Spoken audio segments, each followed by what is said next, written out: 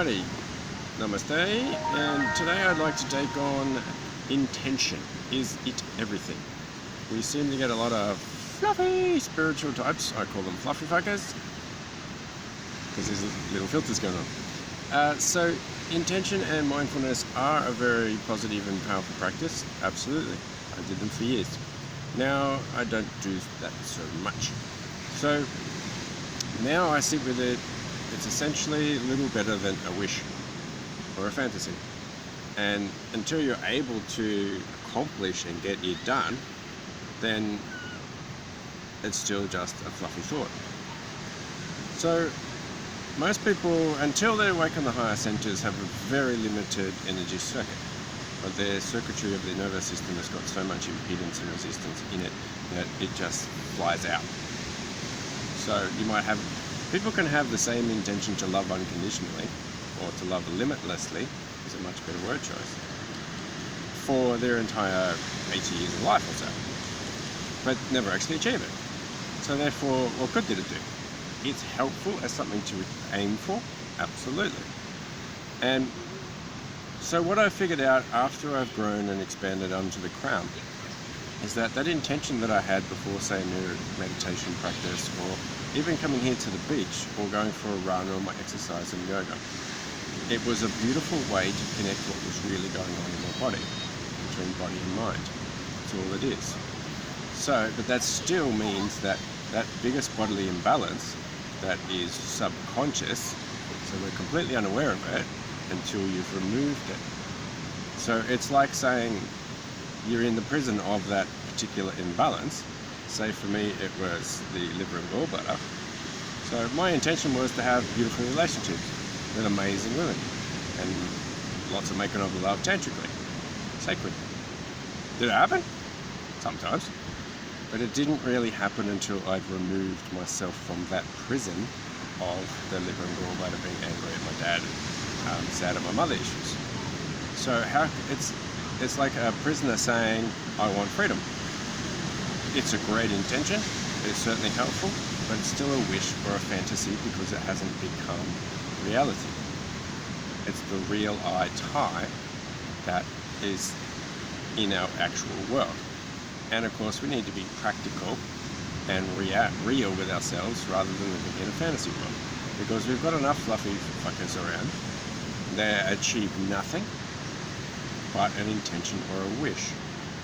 Doesn't help. But say, for instance, when I go for a swim, I will have an intention, whatever I'm working on, whatever emotional stuff, and then to have it wash away. So as soon as that cold water hits my body, it flushes away whatever is going on. So, and that would be cooling, refreshing, and with mindful intention. But when you get up onto the higher chakras and the higher centers, we're much more aware and conscious of everything around us.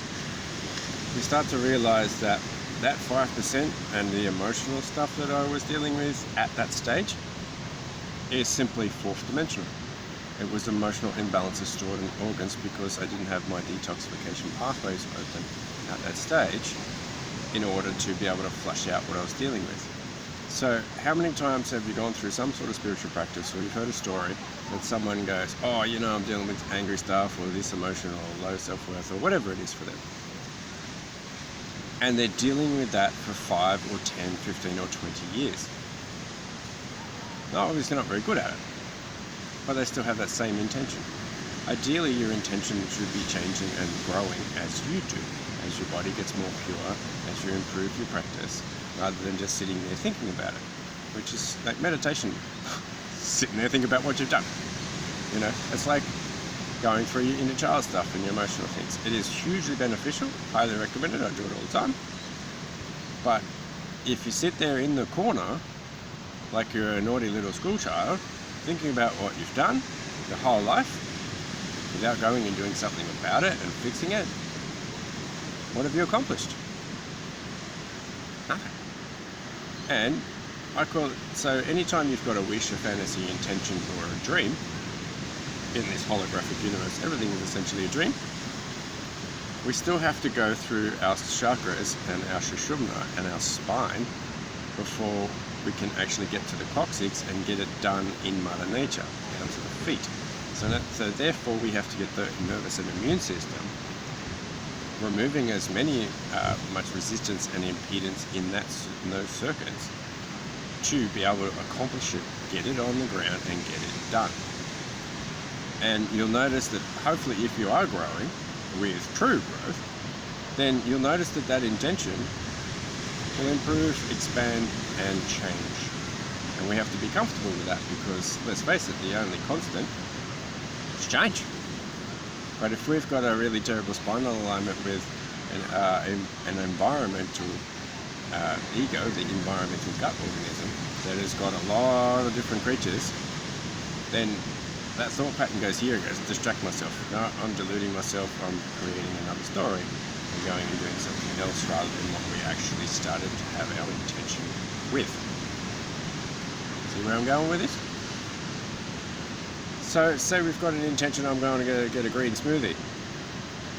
And I want to put a whole bunch of herbs and make it beautiful for my body type and fix up a few things.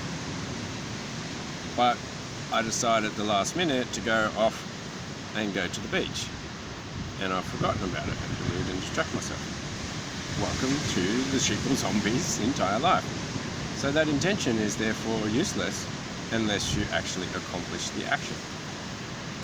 And you'll notice also is in our particular roles and our choices, whether we want to be a coach or a healer or a herbalist or spiritual teacher or whatever, then as we learn and grow, we can take on more energies and we have more expanded power in our nervous system because our ego environmental gut organism has now got that capability. All of a sudden that intention from 6 months ago or 6 minutes or 6 seconds ago has changed. And of course, if we all have an intention to have beautiful, loving relationships with the people around us, is that your real high time? So there's things in the gut that are causing us to distract and yell and scream and have ineffective relationships, which was a big one for me, is why I started on this spiritual path. Many things, but that was the main one. Then there's obviously things there that are not working. So our intention was missed. It's a misintention. It's misinterpreted. And we're generally only aware of a maximum of 5% of our actual intentions because our brain is disconnected from our gut until you awaken the higher centers, of which there's maybe 2,000 people on the planet who've accomplished that. It's like true, enlightened, complete beings. It's like the Matrix. They're walking around as sheeple zombies, nameless faces, completely unaware of themselves because they've got so many distractions and delusions in their gut and in their body that intention is entirely lost. And if we don't have the higher centers awakened, we are completely frequency controlled by those frequencies from the Matrix around us because we're not a complete unit and be able to stay strong, focused and disciplined.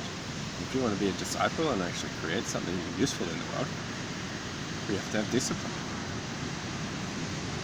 And after 5 years of detoxification, 10 years of yoga, 4 years of Ayurveda, and 7 years of maximum nutrition, I now realize that I was completely unaware of what was actually in my body. And now, with whole new levels of understanding, from Chakra 21 currently, then I've realized that people and the humans, especially in the Western world, because our environment is pretty terrible and we ate terrible things as a child, and we created and taking full responsibility for our own ego or environmental gut organism. The stuff that we put in our body has resulted in tens of thousands of viruses, massive colonies of fungus, different varieties, and a bucket load of mucus and parasites. And these represent the devils and the distractions and delusions that we currently base our entire foundation on. Let that one sink in. Remember, the devil's greatest trick was convincing people that he didn't exist. No, there's no parasites controlling your mind. If you're having a reaction, guess what? Exactly. Responsibility. And the next one is, the devil's greatest trick was convincing people he was God. And that essentially means that people are worshipping anything but their soul, which is right here in their bodily temple and their soul within. So they're worshipping their job, money, external heroes, sports stars, whatever it is for them. And I had a look at a few Bible quotes, and from my understanding, I like the best instructions before leaving Earth, the Earth element, which is your base chakra. Then the penalty for worshipping false gods, and that includes supposed spiritual teachers or healers who are not enlightened, is death. Because if they don't have a correct spinal alignment and a complete energy circuit, they are not a god or a healer or a spiritual teacher, because that requires enlightenment to be done with zero doubt. There's some there, still embodying it. And as a result, they will inevitably lead them astray. So, for especially younger people and people new on the spiritual path, if that person looks and sounds like they know what they're talking about, helpful. But is their body in tip-top condition? Is their body in better condition than yours? Because it's a vibrational level of homeostasis in between the cells. That is what allows energy or the nervous system to fully function, as well as the endocrine and chakra system. So if they're morbidly obese, or they look terrible, then how can they help you? Because they can only help you to what they've got, rather than achieved and accomplished in the base chakra. So have a look at their bum.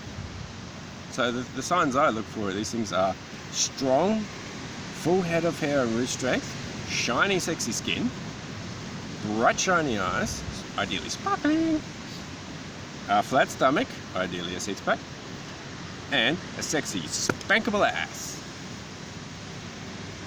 Because that's our insecurity center. That's where most of the demons and the garbage is. But our brain and our nervous system cannot comprehend what's actually there. You have to have done it to have the experience and therefore the integrity to accomplish your intention. So, all the intentions in the world, not going to do squat, is it? Until you get it done.